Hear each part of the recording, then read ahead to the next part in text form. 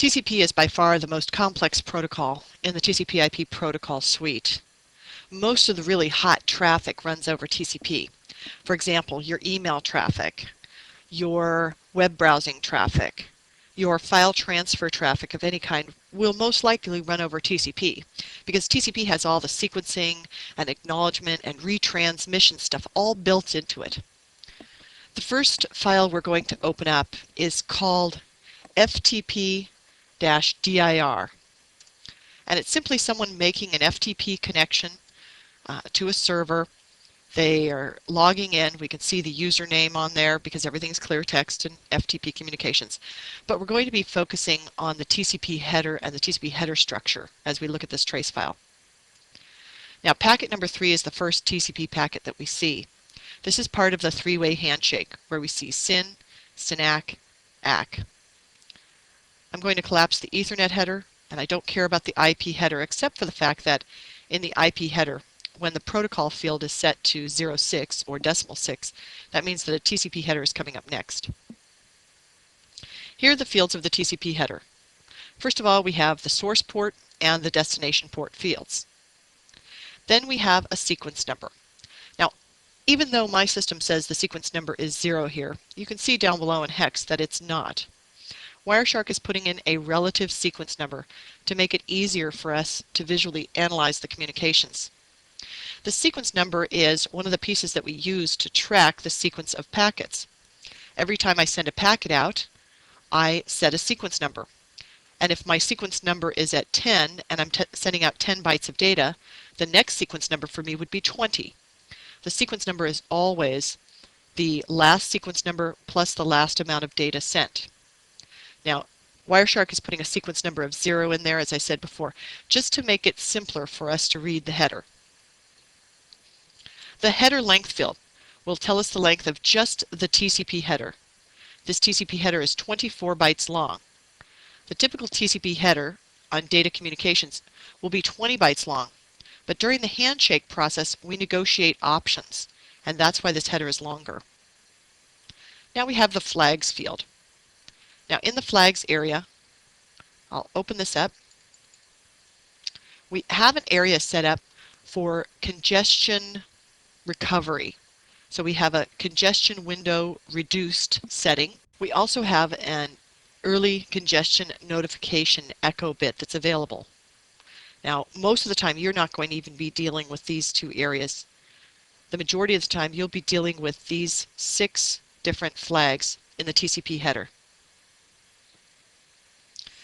The first flag is the urgent flag.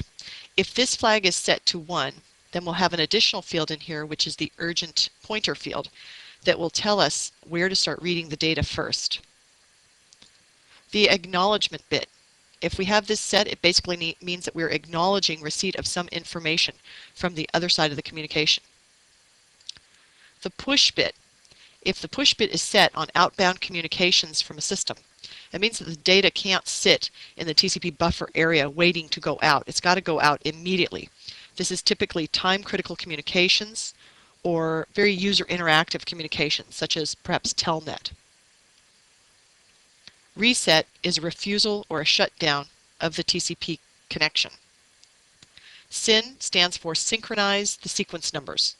The SYN bit should only be set in the first 2 packets of the handshake, as each side decides what their starting sequence number value will be. And the FIN bit simply means that I'm finished with what I'm doing, done with that, but I'm not explicitly shutting down the connection. The window size field is the sender's way of telling the other side how much receive buffer space they have available for TCP communications. Later on, when we look at the unusual TCP traffic, you'll see a system that has run out of received buffer space, and it begins advertising a window size of 0. We also have a checksum area. Now, just a note on TCP communications. If you're running Wireshark on the network, and you're listening in on your traffic, and you're listening in on your own traffic, and you keep getting TCP checksum errors with every single packet, don't just assume that you have a problem in your TCP stack. Most likely, your system is doing checksum offloading, which means that the checksum is being calculated by the network interface card, not by the TCP stack itself. So that means that Wireshark is not able to see the checksum value. So it'll come up and everything will be TCP checksum invalid, TCP checksum invalid. If that really irritates you, you can go into the Preferences area under the Protocol section and turn off checksum validation for TCP communications. I'll open up the checksum area, and here you'll be able to see that we have those regular values for checksumming. Checksum is good, then this value is true. Checksum bad, it's false. And in the filtering section, we'll filter on good and bad checksums. Then we have the options section. Now the options section is visible to us only typically in the first two packets of the handshake.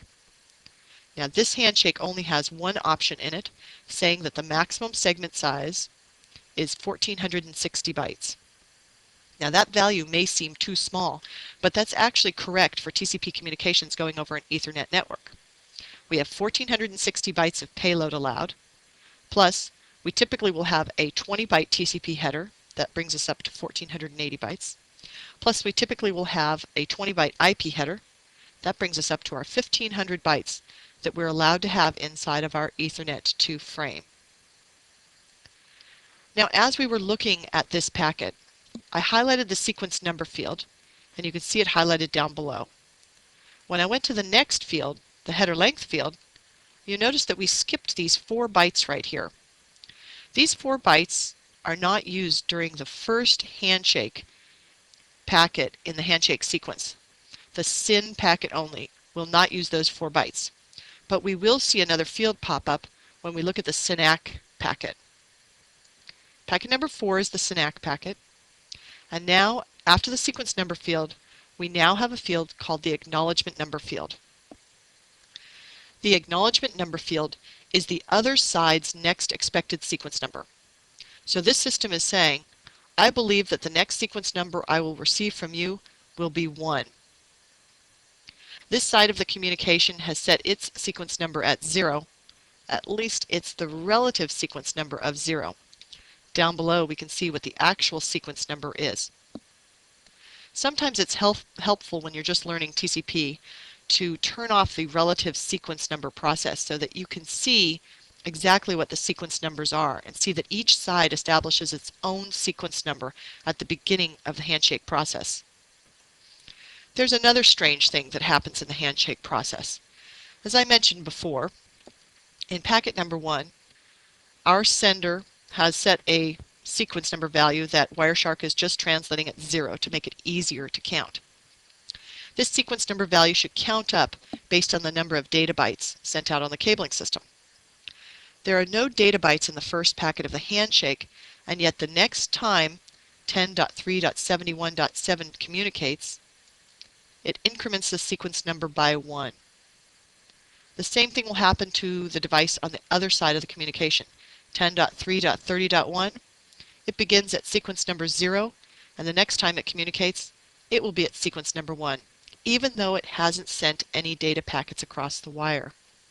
And the reason for that is at the beginning of the communication, we have a phantom byte. We have a phantom byte that is theoretically sent from each device during the first 2 packets of the handshake process.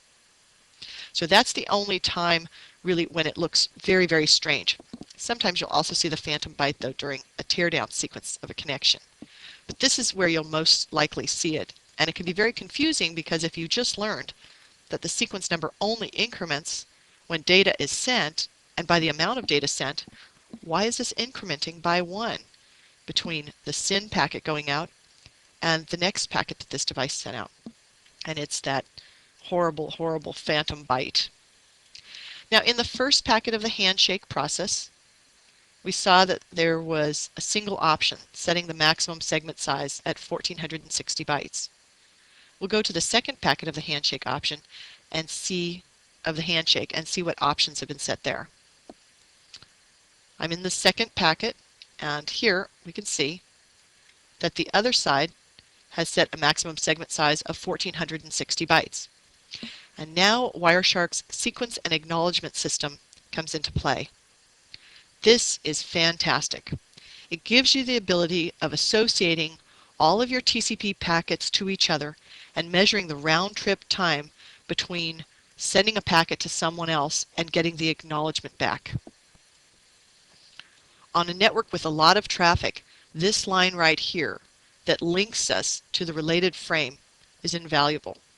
Because if we have a lot of traffic and we find out that the handshake packets are not right in order, there are all these different packets in between, we can look at one of the packets in the handshake process and double click on it, and it will take us to the frame that's related to the packet we were viewing. Looking back at packet number 2, we can also see that the round-trip time value is listed for us.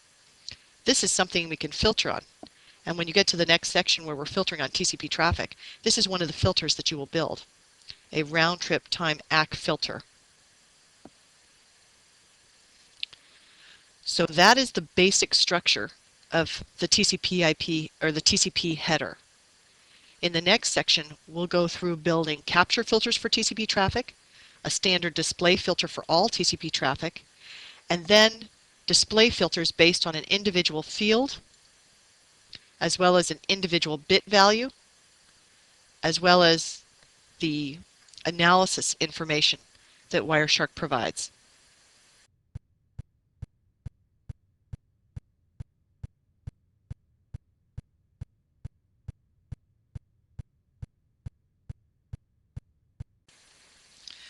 Now we're going to build a series of filters. The first filter we will build will be a capture filter for all TCP traffic.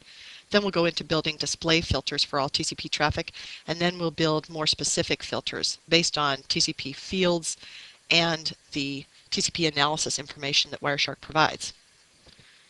To build my TCP capture filter, I'll select the Capture Options window. I have an existing filter defined in there called UDP, and I'm going to get rid of that. And I'll look at the available capture filters. You can see that one is already created for you for TCP only. That's already set up. When you download Wireshark, you should be able to have this filter already in place. So we don't need to do anything else to build that TCP filter. I'll click OK, and I'll click Start to begin capturing traffic. Now I'm capturing traffic in the background, but I have no TCP traffic running. So I'm going to toggle over to a browser window and make some HTTP communications run across the cabling system by browsing to some websites. I've just browsed over to the Wireshark web page, and from here I'll go over to the wiki page. Now that should be enough to give us some TCP traffic in the background. There's our TCP communications. We can see the handshake that it begins with. We can see the GET request going out. So we know that our filter worked properly. Now I'm going to stop capturing, and I'm going to open up an existing trace file that has a number of different types of communications, not just FTP communications.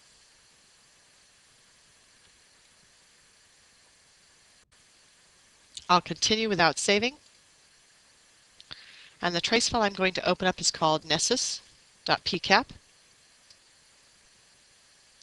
There we can see some ICMP traffic, some UDP traffic, some DNS traffic, and some TCP traffic in there.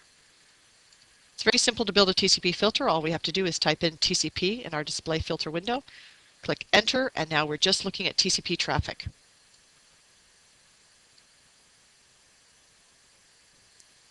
But maybe I want to filter on something in particular.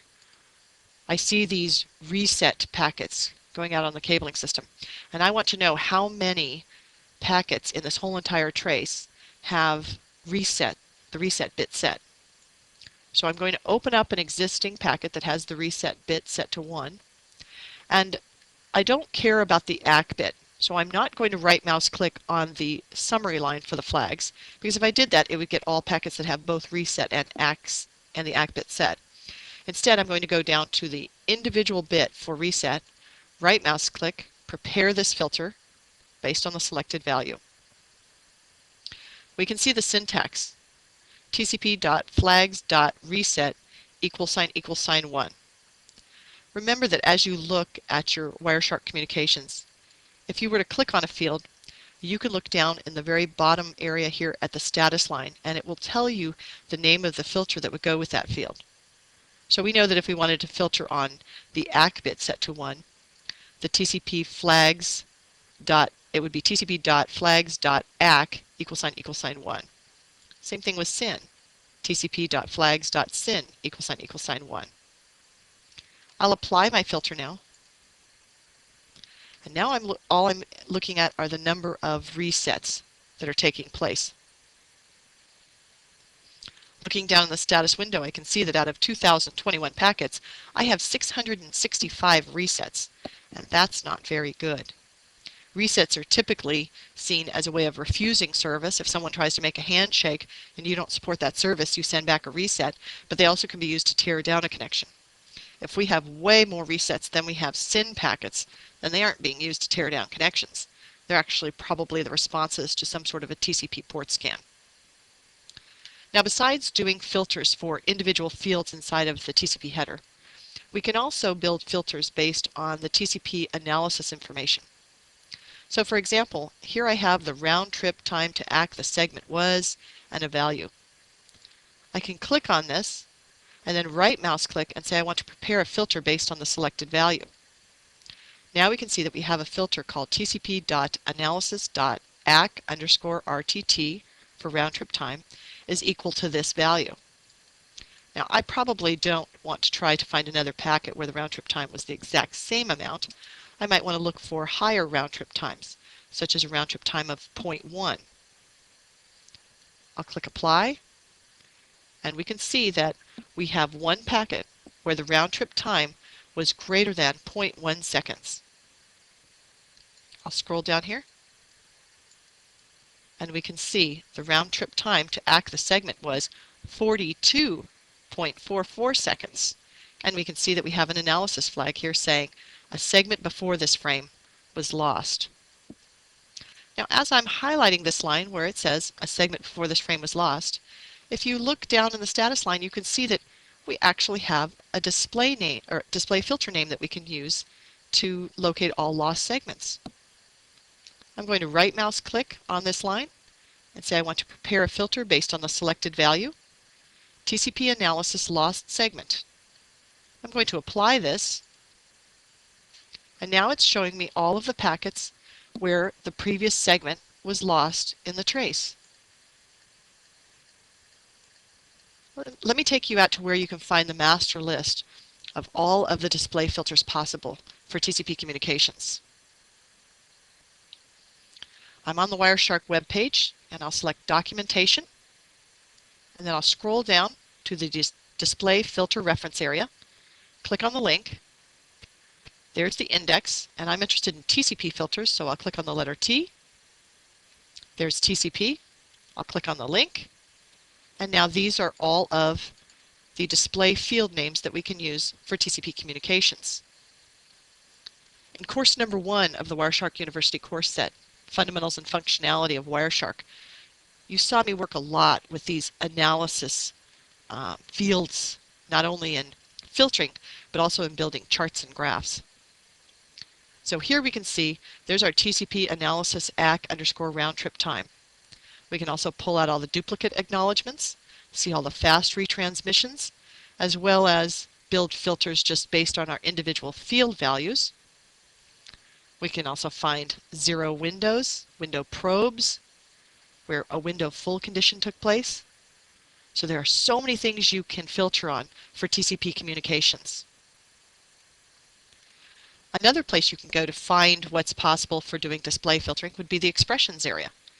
I'll click the expressions button, and in the expressions window I'm going to type TCP.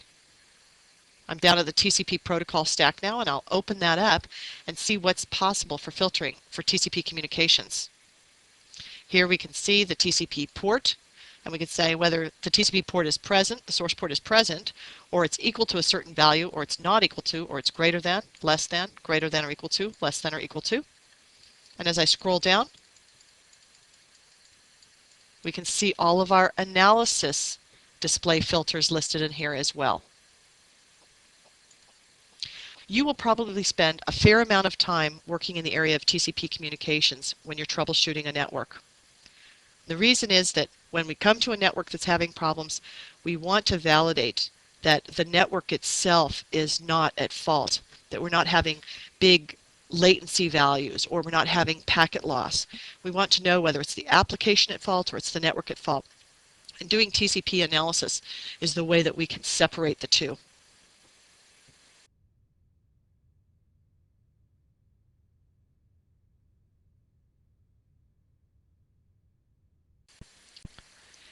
In this module, we're going to look at normal TCP communications. I've opened up a trace file called ftp-dir.pcap. We can see the communication begin with the handshake process. The first packet of the handshake is the SYN packet, then we have SYNAC and ACK, and that's a normal handshake process. In the SYN packet, we see that the client system is sending the packet out to the FTP port 21, and we also see that the client has defined its maximum segment size as 1460 bytes. That's the amount of data that can sit after the TCP header. That's a TCP segment. This number is correct for an Ethernet network because 1460 bytes plus the 20 bytes of the TCP header plus the 20 bytes of the IP header gives us our 1500 bytes, which sits inside of our Ethernet frame that has 18 bytes. And that brings us up to our 1518 number. Now I have the relative sequence number process turned on in Wireshark. This means that it will start the sequence number for both sides of the communication at 0. It's much easier to count up that way if we start at 0 instead of the really long number that we would get if we used the actual starting sequence number.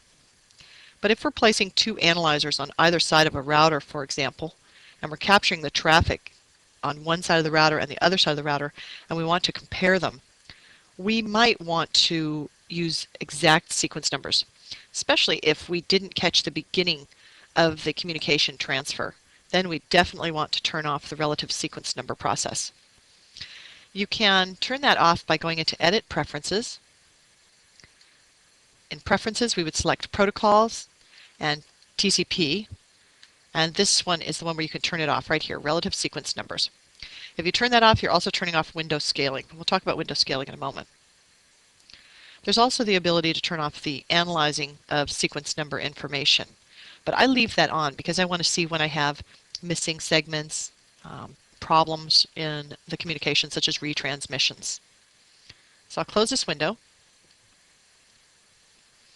Now the first packet of the handshake contains no data, although in TCP communications during the handshake process we have something called a phantom byte. It's as if this 10.3.71.7 actually sent 1 byte of data across to the other side when it set the SYN bit on. And when the SYNAC came back, it's as if there was 1 byte of data sent in that packet, even though there was not 1 byte of data in that packet. It's because of this that the sequence number will increment when we get to the third packet of the handshake process. Suddenly we see 10.3.71.7, our client, saying that the sequence number is now 1, indicating that 1 byte of data was transferred with the last packet. That's the phantom byte, and you should expect that in the first 2 packets of the handshake. Remember, the acknowledgement number is telling us the other side's next expected sequence number, what we expect to see from the other side. And as you work with TCP communications, don't forget that Wireshark also has this sequence and acknowledgement analysis section. Now I need a little more real estate on this screen, so I'm going to turn off my packet bytes view so that I can see everything in the TCP header. Remember that anytime you see it blue and underlined, it means that it's linked. So we can double click on something and go right to the next packet that's defined in here. So we have the handshake process that looks like it took place just perfectly. After the handshake process, we have the server sending back the FTP banner. Now the server is at sequence number 1, and although this isn't an actual field in the packet, Wireshark is telling us what the next sequence number should be the next time this server communicates. It should be at sequence number 69. That means that there must be 68 bytes of data in this packet. In addition, if we look at the flags information, we can see that the push flag has been set for this communication, meaning don't buffer this on the way out and don't buffer it on the way in. This is very important. And we can see the server saying that its window size is 8,760 bytes. That's the receive window size. That's what the server could accept if the client began to send data up to that server without causing a congestion problem. And we can see that we have some sequence and acknowledgement information in here as well. We can see the relationship that this is an ACK to the segment in frame 5. Not only do we have data in this packet, but we also are acknowledging receipt of information from the other side. And this is our FTP information. We could see it says Chad's FTP server, authorized access only, technical reviewer, carriage return line feed. Now let's go to the client side of the communication, the next packet. Here the client is sitting at sequence number 1 still. That's the same sequence number it finished up the handshake with. We can see that Wireshark is telling us that the client's next sequence number should be 12. That means there must be 11 bytes of data in this packet. Again, we have the sequence and acknowledgement information, and there's our line of information, the data that's being sent across the wire. Indeed, we can see that there are 11 bytes of data being sent across. USER space FRED, and then the /R is 1 byte and the /N is 1 byte, which counts up to 11 bytes of data. Now in this packet, we can see the acknowledgement number field value has been set to 69. I'm going to choose to view the packet bytes for a moment. As we highlight this field, we can see where it is in the packet. The acknowledgement number field sits right after the sequence number field.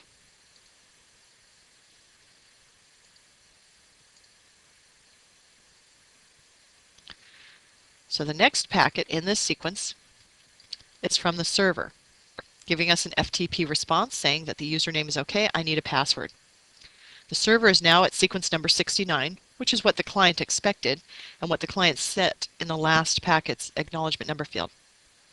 We can also see that the server believes that the client's next sequence number is going to be 12. Our client knows that, and Wireshark already calculated that for us.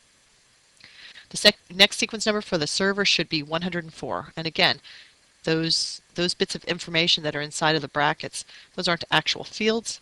That's Wireshark's analysis of what's going on. There's the data crossing the cabling system. And let's take a look at the next packet. Here we see the client is at sequence number 12, which is what we expected, and the client is saying that it believes the server will be at 104 next. These sequence number and acknowledgement number fields are so important in TCP communications. It's the way we check for packets that arrive out of order or missing segments. Later on in this section, we are going to focus on handshake problems that occur up in the first 3 packets of that handshake process. We're also going to look at the TCP recovery process. So let's say, for example, the client sent this packet across with the user command and the username, and this packet didn't arrive at the server because we have sudden packet loss on the cabling system. We have a sudden disconnect. How does TCP recover from that? We're also going to look at congestion throttling. It has to do with not only the window size field right here, but how we handle packet loss on the cabling system. Now let's look at how this connection runs for a little bit. We'll sort of scroll through and see what else happens in here. And I also want to show you how the connection finally terminates. So as we scroll through, we can see this is the command channel that someone is using to send FTP commands, and then they want to open up a secondary connection because they want to do a directory listing. And the data has to go on a second channel. It cannot go on the command channel, so we have to have a second connection. And here we see another connection being established in the middle of this trace file on packets 23, 24, and 25. The first packet of the handshake process shows us that we have dynamic port numbers being used for that second connection. In addition, we can see that the second connection is established by the server, and the server's starting sequence number for that second connection is sequence number 0. Now that doesn't matter if we're using sequence number 0 during this connection and we're using sequence number 0 starting on the other connection. They're totally separate because connection information is a combination of IP address, the TCP port numbers, and the sequence numbers. So it doesn't matter at all when we try to reassemble data. We're not going to get confused between the two streams. Now in the SYNAC packet, we can see that we've got starting sequence number 0 coming from the client. Now this is a normal three-way handshake. We've got the SYN and the SYNAC and the ACK. But we have something different in this first handshake packet. In this first handshake packet, coming from the server has included 8 bytes of options. We have our maximum segment size, and we have NOP, NOP. That stands for no operation, or no option, no option. And then we have something called SAC permitted, and that stands for selective acknowledgement. I'll talk about that in just a minute. First, I want to bring up our hex view so we can see where each of these bytes sits. I'll scroll this up just a little bit more there. Now the maximum segment size field value, this option value, takes up 4 bytes to place this information in the options area. Since TCP calculates the header length as a multiple of 4 bytes, everything's got to end on a 4-byte boundary. But the SAC permitted option only takes 2 bytes. That's why we have the no op and the no op leading it off, to round this out and make sure that it ends on a 4-byte boundary here. Now the selective acknowledgement process indicates that this server, if it's sending data to you, it's sending packet 1, packet 2, 3, 4, 5, 6, 7, 8, and for whatever reason packet number 4 gets lost in the transmission process. You can send it an acknowledgement saying, listen, I was missing packet number 4. I expect number 4 next. And it will send you just packet number 4. It won't send you 4, 5, 6, 7, 8, the rest of the stream. That's called selective acknowledgement. And we like to see that in data communications. We don't want to see anything retransmitted unless we absolutely have to have it retransmitted on the cabling system. Now let's scroll down towards the end of the trace where the connection is being terminated. I'll scroll down, and here we begin to see a termination process. And this trace is nice because it shows 2 different types of termination processes. This first one is initiated by 10.3.30.1. That's the server in this case. And the server has sent the packet out with the fin bit set on. That means I'm finished with what I was doing. I don't need to send any more data across. There's the fin bit set to 1. Now in this packet, the server is on sequence number 138. The client acknowledges receipt of that packet by sending the ACK bit set to on. Now notice that the client is sitting at sequence number 1 here. If you see a communications sequence where someone is sitting at sequence number 1 all the way through, then you know that this device did not send any data out. They're still stuck at sequence number 1 all the way through the communication because the sequence number will only count up when data is sent from that device. Now we see packet number 36. The client is sending out a fin ACK to the server. And then finally, this closing process is finished by the server, sending out the ACK. Now in this case, we see that the server has incremented its sequence number. It's now at sequence number 139, whereas in packet number 34, it was at sequence number 138. There is no data contained in this packet. This is one of the phantom packets that we see during the handshake process and we see during the termination process. So I'll calculate this and make sure that this packet does not have any data in it. I'll open the IP header to see what the total length value is. The total length value is 40. Now that includes the IP header and any valid data that follows it and does not include any padding. In the TCP header, the header length field is 20 bytes. So we have a 20-byte IP header and a 20-byte TCP header, and there's no room for data in here. So we know that there isn't a byte actually in this packet.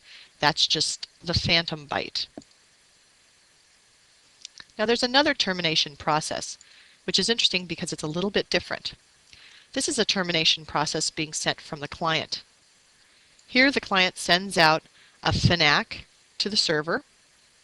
There we see the FIN bit set and the ACK bit set. And we can see that the client is at sequence number 75 in this packet. The server sends back a FIN-ACK packet, and then the client finishes up almost like a three-way handshake. This is like a three-way teardown. The client finishes it up in packet number 42, and it's incremented its sequence number by 1, just simply because we have this phantom byte again. Now on this communication, which is the command channel, we can see that the client has sent data to the server. And you typically will see that on an FTP client because they have to send their username and their password, as well as the command saying that they want to retrieve files. So this is a normal TCP communication. In the next sections, we're going to focus on abnormal TCP communications, including looking at TCP scans and lost segments, how TCP recovers from lost segments, or when retransmissions occur, or we have a problem with the handshake, or maybe one of the systems is experiencing congestion. It doesn't have enough received buffer space available, and it begins to advertise a window of 0. How do we recover from that, and how does the TCP keep alive process work?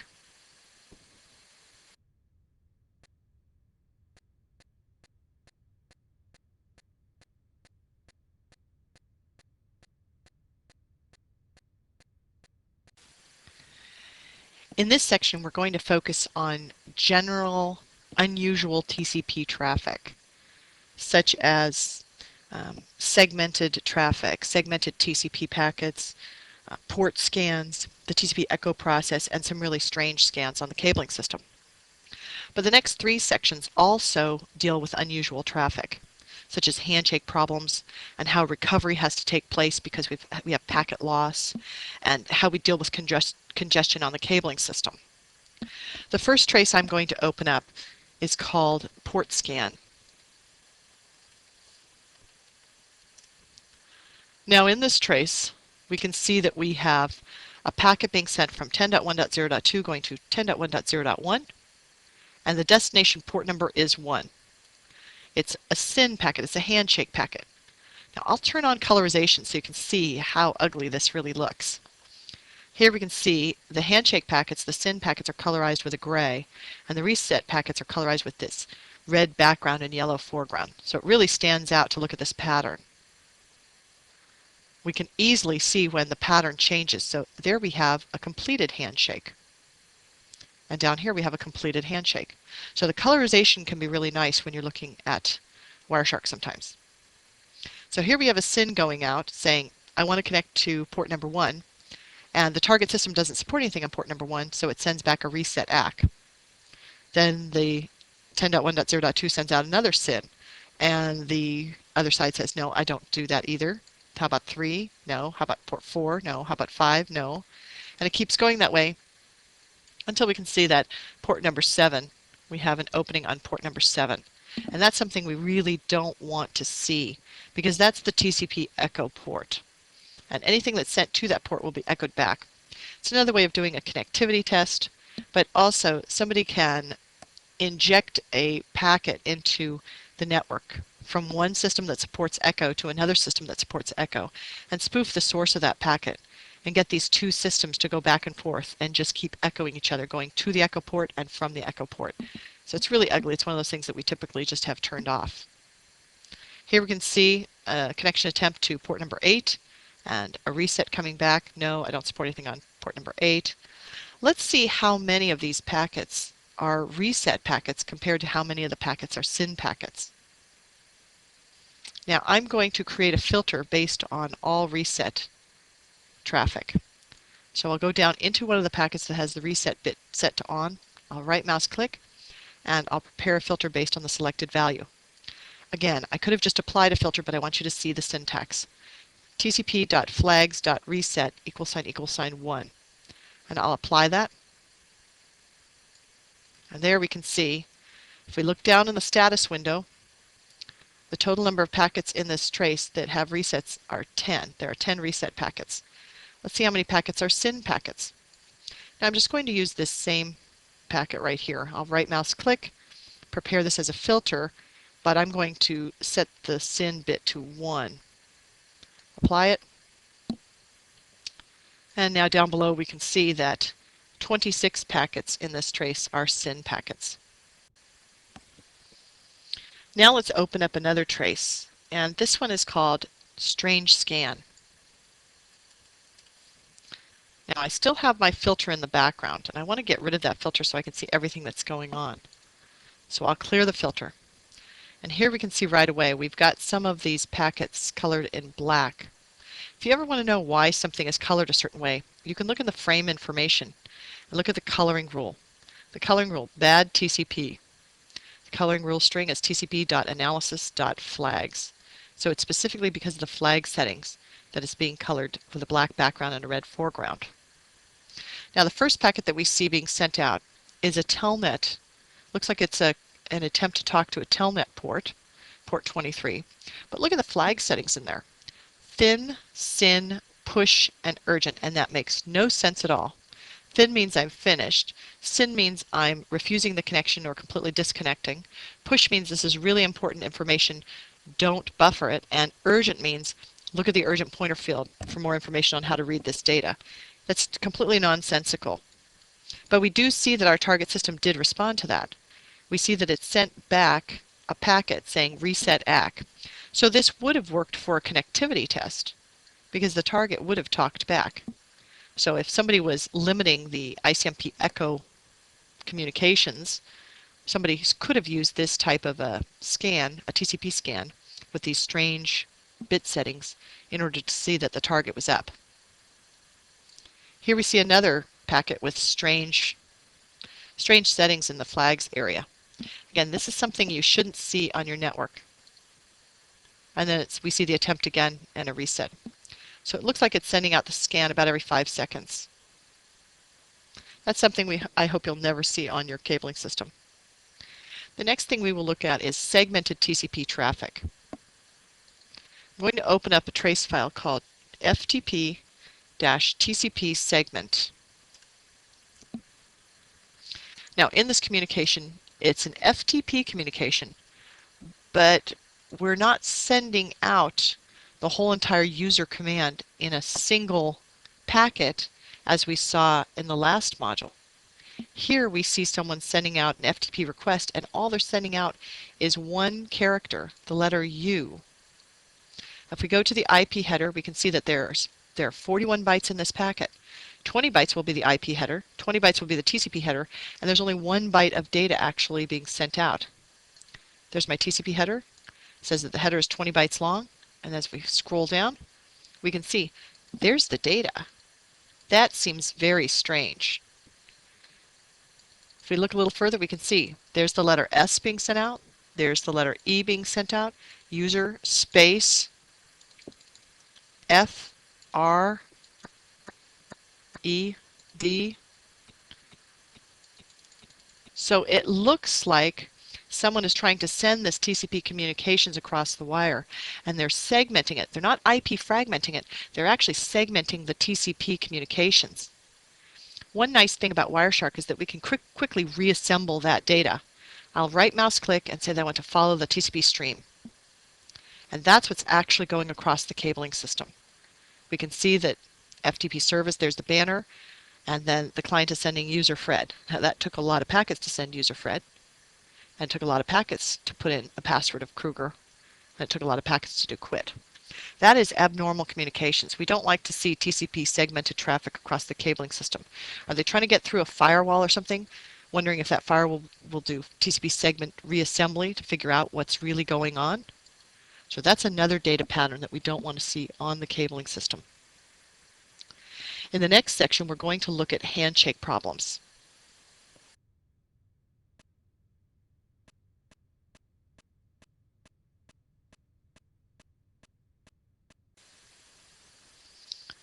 Now the trace file we're going to open up is called TCP-handshake-problem. Most of the time when you're troubleshooting TCP handshake problems, it's going to be because someone is making a handshake to a target system and the target system turns around and sends a reset back because it's not offering those services. That's not the case in here. I'm going to get rid of the hex portion down below because we don't need to see this. So I'll go to View and Packet Bytes and get rid of that. So here we see a handshake beginning. We could see a SYN, and the handshake is coming from this 67.161.32.69, and I'll refer to it by just the last byte value, going to this target system that has the last byte value of 19. We see a SYN-ACK come back, and then the ACK. So everything seems to be fine with the handshake. Then we see the client system send a packet across the wire with the push flag set and the ACK flag set. So far everything seems to be fine. Now we see a retransmission though. All of a sudden the client is sending that push ACK across the wire again. And we can look down in this bottom window and see that this frame is a suspected retransmission. Yeah, I would say so because the sequence number is 1. Even though there was data in that frame, the sequence number is sitting at 1. So we know that this is a duplicate of packet number 6. Now I know there's data in this frame because when I scrolled down it said that there was 14 bytes of data, and looking at packet number 6, that had 14 bytes of data as well. So here we have sequence number 1 going out twice with 14 bytes of data in it. Yes, this is a retransmission. Now the next packet that we receive is kind of strange, and I'm going to get rid of the colorization because it becomes too confusing to look at the colorization on some of these. So packet number 8 is a SYN-ACK packet. In fact, this is another version of packet number 4. We have 2 SYN-ACK packets coming across the wire. We don't see any analysis information on this one because Wireshark isn't quite sure what's going on at this point. This is strange that after the handshake has been established, suddenly somebody is saying, well, wait a minute, I actually didn't finish it. So this system is sending a SYN-ACK. Now the client is sending a duplicate acknowledgement. This packet, this duplicate acknowledgement packet, is a duplicate acknowledgement to the ACK that's contained in frame 7. So this is the same thing as frame 7. We see a retransmission across the cabling system, the client retransmitting, but look what keeps coming from the server side. The server keeps sending a SYN-ACK. The server can't even deal with the data packets going across because this server does not believe that the three-way handshake was ever completed. What was missing? What did the server not see? The server never saw the client's ACK packet. It's packet number 5 that is missing. And the server keeps coming back saying, hey, SYN-ACK, I think you're going to be at sequence number 1 next. Well, guess what? As the client is sending out data, just this standard push packet right here, it's at sequence number 1. There was no increment of the sequence number between packet 5 and packet 6, so the client can't even tell that it was packet number 5 that was missing and not packet number 6. And the client keeps trying to send packet number 6 across the wire, thinking that that was the one that was missing, and it wasn't. It was that third packet of the handshake that was missing. And all the way through this trace, you will see the client continues to retransmit sequence number 1 with its 14 bytes of data. The same thing that the client sent in packet number 5. Oh, sorry, packet number 6. It keeps sending it because it's interpreting the server's SYN-ACK packet saying, look, I think you're going to be at sequence number 1 next. I'm waiting for that. And the client says, okay, I'll send you sequence number 1, but it's not the final packet of the handshake process. What a great trace to show how crazy things can get if you lose the last packet in the three-way handshake process. If we lost the second packet in the process, the client sends out, or the server sends out the SYN-ACK. If that was missing, our client wouldn't send that ACK packet out.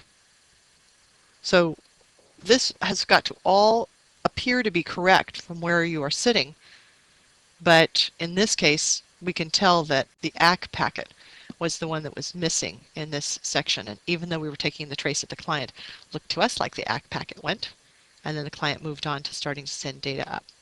What a great trace that is.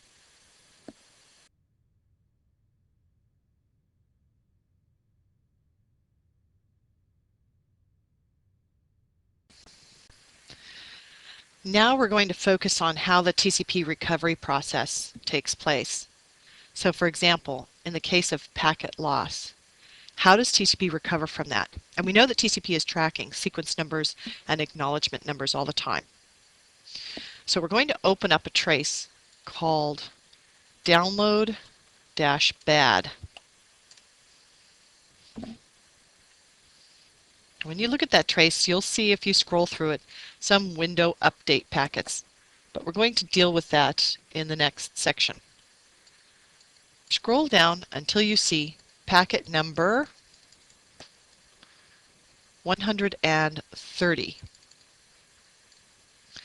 Now, in packet number 133, we see a notation from Wireshark saying that the TCP previous segment was lost. In this packet, we can look at the sequence number. Now, this is how Wireshark tells that a segment was lost.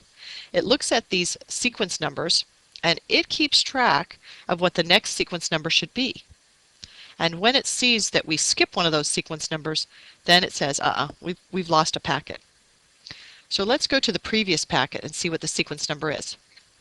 In packet number 132 from our server at 61.8.0.17, we can see the server is at sequence number 111290, and Wireshark says the next sequence number should be 112750. When we go to the next packet, the server is at 114210 though. We're missing a packet.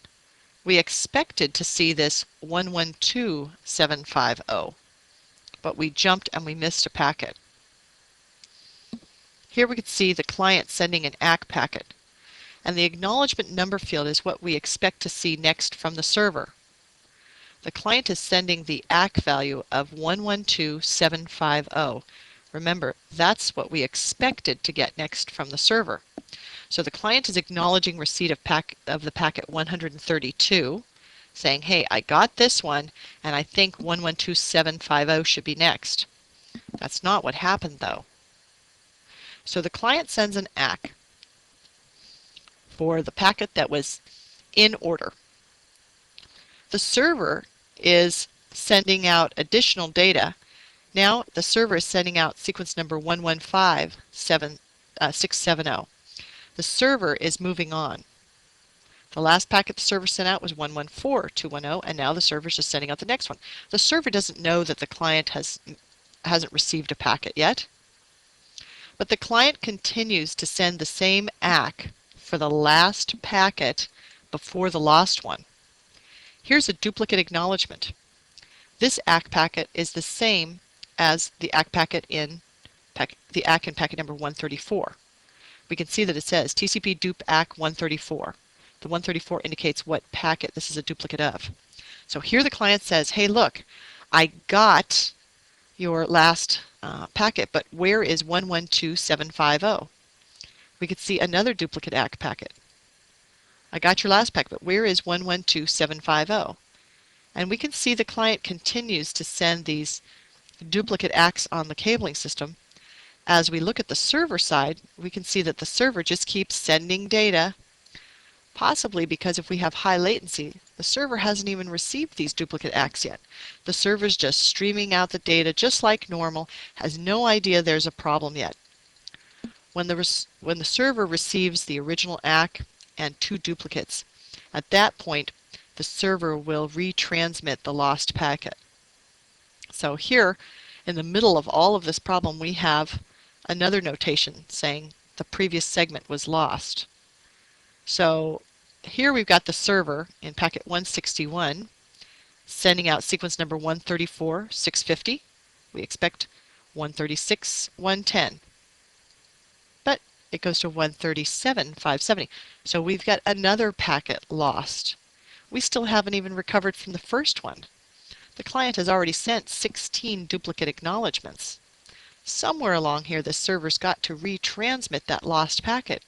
And unfortunately, look, we have another packet lost in this whole sequence of events, and another packet lost. This is a terrible, terrible problem on this cabling system. Look how many duplicate acknowledgments the clients get across the wire to the server, till finally we get this thing called a fast retransmission, which is not so fast. But there is our sequence number 112750 that was missing from before. So in this case, the client said that was the one piece I was missing, and the server eventually sent that one piece. It didn't stop the data streaming from coming down to the client. The client could still accept the data, but the client kept saying, I'm missing this one piece. Unfortunately, in this connection, we have a lot of data loss, and it makes for a really ugly communication. Look at all of these duplicate acts going on. Let's see exactly how many duplicate acknowledgments occurred and how many retransmissions and how many lost segments. I'll select Analyze, and I'm going to go to the Expert Info Composite window. Now, according to the Expert Info Composite window,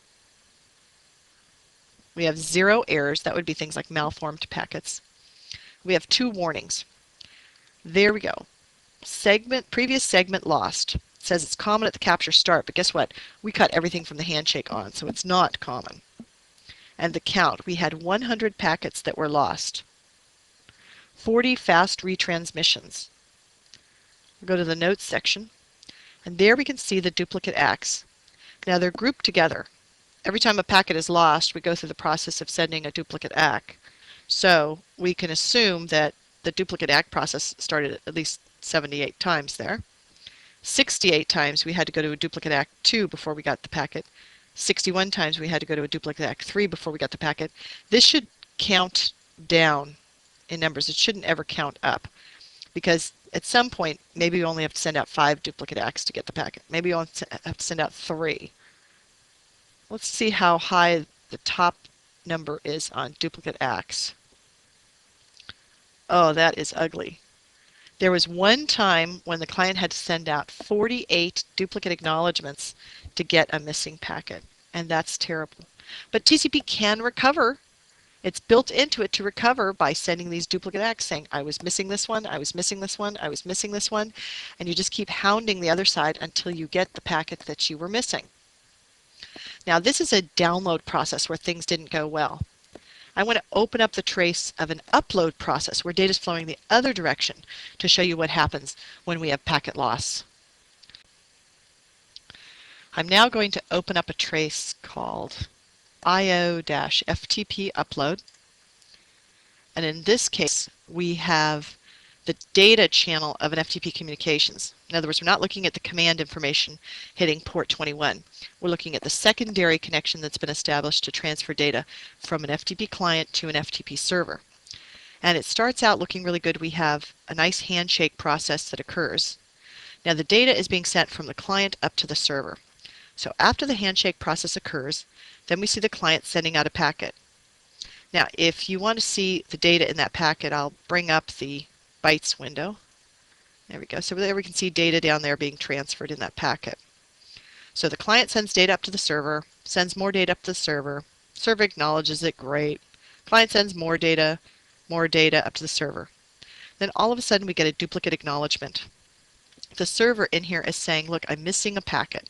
I'm going to bring this window up a little bit more, scroll this up for us, and I'm going to get rid of the data bytes window, the packet bytes, because we don't need to see that. In here, the server is saying, hey, I'm still at sequence number 1 because I'm not sending any data, but I'm missing your sequence number 1461. I expected to see that one next, so where is it? Well, did our client even send that? Let's look back at some of our client's communications, see if it sent that packet. Going to the client in packet number 8, it's at 4381. Go back again, that's 2921. Go back again. Well, our client sent 1461 across the cable, but the server didn't seem to get that packet. So the server saying, look, this is a duplicate acknowledgement. Now this is saying that it's a duplicate acknowledgement. It's a copy of packet number 6. This is the first copy of packet number 6. So packet number 6 is the first time the server said, hey, I'm expecting 1461 next. Sure enough, that's correct. So there's the first duplicate acknowledgement. There's the second duplicate acknowledgement, and here's the server or the client responding to that by sending that packet up. He says, oh, I'm really sorry. I didn't know you were missing 1461. Here you go. Now, the next packet we see from the server is saying, listen, I'm at sequence number 1. I expect to see 2921 next. Well, the client says, I know I sent 2921, but we see a retransmission. The client says, well, I'll send it anyway. Now the server says, well, now I expect to see 2963 next. And even though the client has already sent that packet out earlier, it's going to retransmit that packet on the cabling system. It's not waiting for duplicate acts here. It just figures, you didn't get it. Something's wrong with this communication. So the client retransmits everything up until the point where we're back to where we were before all of this retransmission began to take place and we lost a packet. This is really ugly because in this case we aren't just getting a single packet, but we're getting multiple packets retransmitted. If we look earlier at the packet that the server sent, the server said, I got 1461, but the client was already moving on to other packets and sending additional packets on the wire. So the server's a bit slow in doing those acts, and the client just figures, you know what, you didn't get these other ones, I'm going to go ahead and send them. So the client is acting as if that server can't handle selective acknowledgments. In other words, it figures that the server is going to need everything that was out on the wire up until the point when it found out about a missing packet. So that client is sending every single packet again, even though it doesn't see the duplicate acknowledgments on the wire. Let's look at the handshake process and see whether or not that server supports selective acknowledgment. Now in the first packet we see the client talking to the server, and the server says, hey, selective acknowledgment is permitted. I understand that. I can work with that. The server in the second packet of the handshake does not say anything about selective acknowledgment. So unfortunately we go to the lowest common denominator between the two devices communicating. And because of this, this client is going to send out every one of those packets up to the point when the sequence and the acknowledgement information is in sync again. What a bummer. That's a lousy communication. Now I want to open up another trace file where we have out-of-order segments, and I'll show you how TCP deals with that. We're going to open up a trace called download good. I know that sounds strange to have a trace called download good that has out-of-order segments, but it's really not a big issue in TCP communications. Now, rather than scroll through this trace to try to find the out-of-order segments, I'll select Analyze, Expert Information, and I'll go to the Warning section. And here I see one notation that there's been one packet that's out of order. So I'll open this up, and it says that packet number 12 is the one that's out of order, and in the background it's highlighted packet number 12 for me. So I'll close down the Expert composite window. So here is packet number 12, and in this packet we have a communication where this system is saying, wait a minute, something here is out of order. So I'll scroll down. We can see this frame is a suspected out-of-order segment. Well, let's see what segment it is. This is sequence number 2921. Next expected sequence number is 4381. I'm only interested in packets coming from this device to see what the order was in sequence numbers, to see if we really did have one that came out of order. I'll go to the IP header and apply a filter just based on, let me bring this up a little bit. I'll apply a filter just based on the source IP address. This time I'm just going to do apply a filter and then selected. Now I can see all the traffic sent from this device. And you can see not only do we have an out-of-order segment, but there's a notation that the previous segment was lost, which makes me think that that out-of-order segment probably should have gone before packet number 9. So let's start at packet number 6 and look at our sequence number and acknowledgement number values. I'm going to collapse the IP header. Now packet number 6, we are at sequence number 1, and our next expected sequence number is 1461. Packet number 8, we are at sequence number 1461. The next expected sequence number is 2921. Packet number 9, we are at sequence number, sure enough, 4381. Next sequence number expected is 4384. And then packet number 12 was the one that was out of order.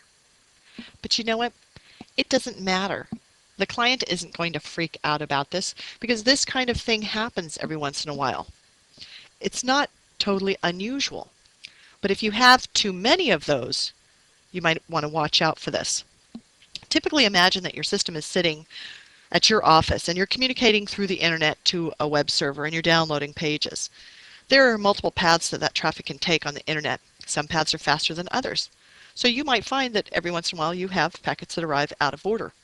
TCP moves right along with that. It's not a problem as long as the packet arrives within a decent amount of time. TCP just reassembles it and figures, oh, we just got out of order. It's not a big deal.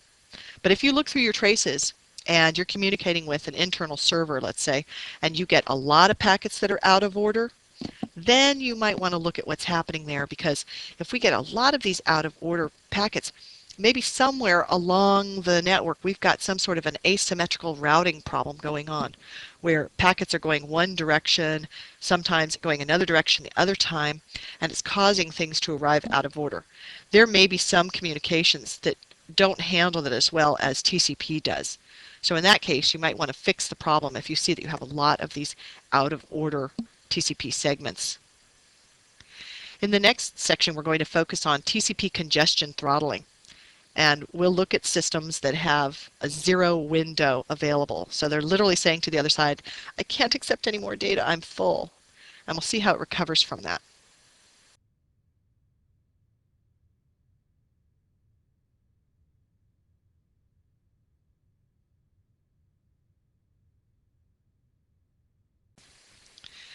Now we're going to focus on TCP's congestion throttling. Now when packet loss occurs on the network, the actual window of data that's allowed outstanding on the cabling system is going to be divided in half. But the clients can also throttle back the window based on their received buffer size. The trace file that I've opened up is called download-bad.pcap. Now, I know that there's a lot of packet loss in here, but some of the problems might also be due to the fact that the client's window has gotten down to 0. So all of a sudden the client says, I can't handle any more traffic.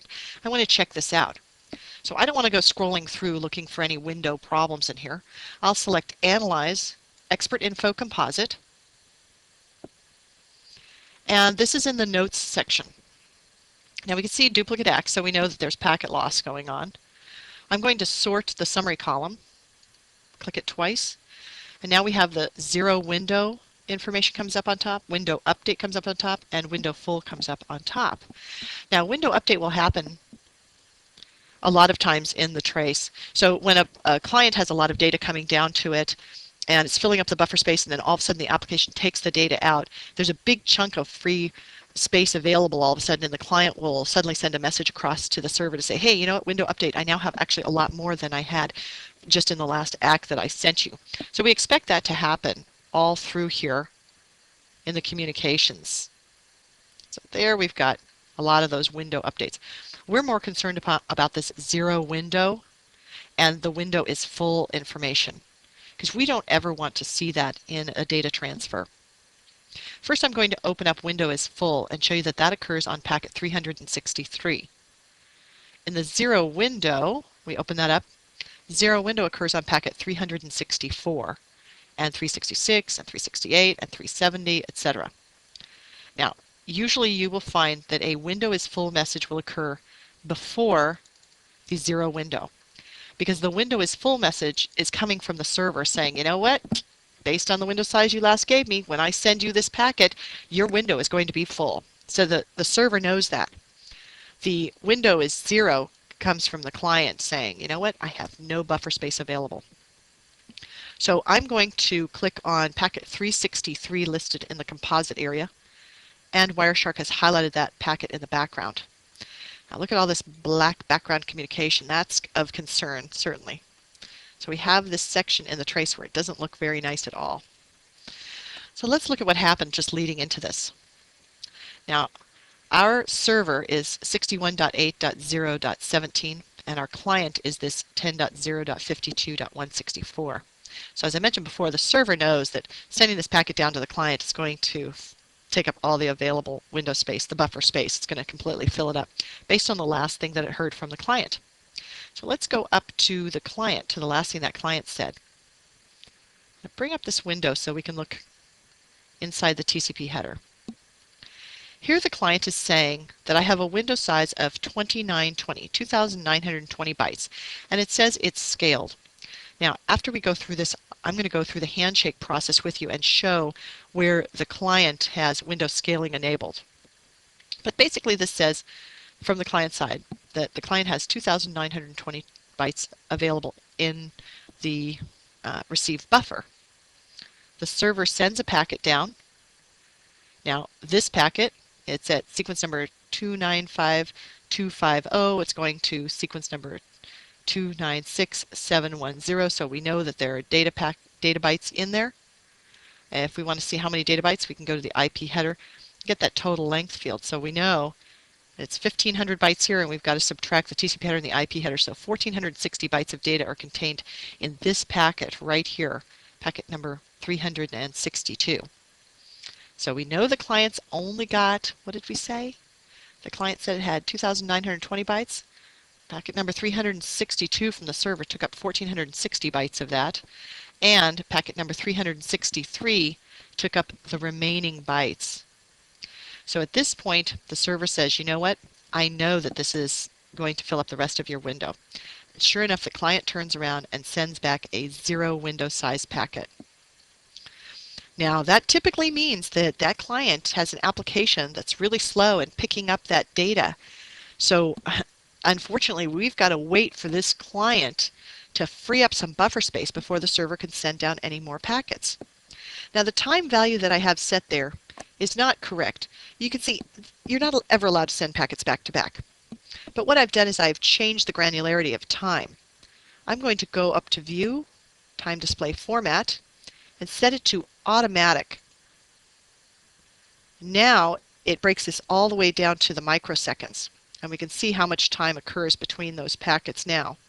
We can see the window full packet, and then we see 41 millionths of a second later the client says, yep, you're right, I have no window available. Now at this point, the client doesn't want to disconnect from the server, and the server doesn't want to disconnect from the client. So we go into a process called TCP Keep Alive. Here we see a packet coming from the server saying that this is a TCP Keep Alive packet. So the server is on sequence number 298169. And it says to the client, you're going to be at sequence number 446 next, because remember, data isn't flowing from the client. Now this packet has no data in it, and we can confirm that by going to the IP header and seeing that the total length is 40. 20 bytes for the IP header, 20 bytes for the TCP header. The client responds to that by sending back a TCP 0 window packet again, saying, listen, I still have a 0 window size. If we look in the IP header, we can see there's no data contained in this packet at all. Close this up. And the server sends another packet across. Basically, they're just sort of sending those back and forth to keep the connection alive. I'll scroll down, and look how much time was wasted by the client system being so slow that it can't get the data out of that TCP receive buffer. Let's measure how long that took from the moment that the client first said, I have no window available, until the point when it recovered from that and the client did have a window available. I'm going to go up to View, change the time display format. Now the first packet that I have in here, packet 364, I'll right mouse click and I'm going to set the time reference on that packet so that time starts with that packet. Now I can scroll down through this whole entire process until I hit the point at which we have recovery. Now we aren't going to have recovery until that client suddenly starts sending this window update packet across the wire. See this window update packet in packet number 367. Window update in this case is our client suddenly saying, hey, I've got a little bit of space there. I've got 3,760 bytes available. And it immediately sends another one saying, you know what, actually look at this. This application just took everything out in a chunk, and now look how much space I've got. 256,960 bytes available. But look how long that whole process took. Over 32 seconds. That's terrible. And most likely that's caused by an application at the client side that is so slow picking that data up that it's causing problems in the whole entire data transfer. So watch out for these windows and the zero window and the window update process. You should hopefully never see a zero window advertised across the network, because if you are seeing that, someone's completely refusing to receive data across the wire, and it's going to slow everything down. Now I want to go to the beginning of this trace to show you the setup of the window between the client and the server. This is the client's SYN packet, the handshake packet to the server. The client makes a handshake to that server, and during the handshake process, we can see that the client says the maximum segment size is 1460 bytes, and there's no operation, and then we see a window scale of 2. A window scale of 2 means multiply by 4. A window scale of 0 means multiply by 1. So here, basically it's saying multiply my window value by 4, and that's how much received buffer space I have available, which is an awful lot. That application must be incredibly pathetic to not be able to pick stuff up when you've got a client that has such a big window size. Now at this point, I've got window scaling turned on, which it's turned on by default with Wireshark. So the next time this client communicates, we'll see what the actual window is, because Wireshark will do the multiplication for us. So in packet number 3, there we see the maximum window size, 256960. That's the full window from the client, and that's how we can see in that communication that the application took everything out of the TCP buffer space and said, oh, the whole window's now available, everything's fine now. Still, that's awful. Let's look at the server. If the client had decided to send a bunch of data up to the server, what's the window size available at the server?